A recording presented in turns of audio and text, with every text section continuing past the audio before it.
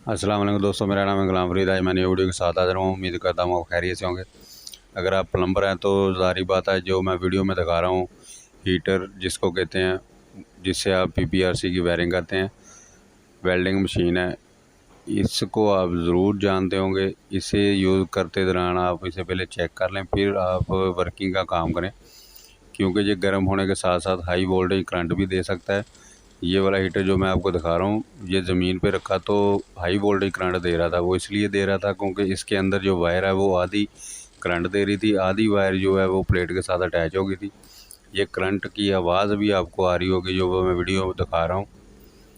अगर मैं ज़मीन पे इस हीटर को ना रखता तो ये हाई वोल्टेज मुझे करंट दे सकता था।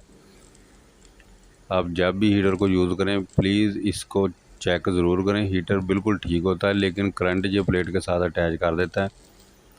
ज़िंदगी एक दफ़ा मिलती है, बार बार नहीं मिलती। आप रिज़्क़ की खातिर काम करते हैं, लेकिन जो भी आप वर्किंग का काम करते हैं एहतियात से और चेक करके करें।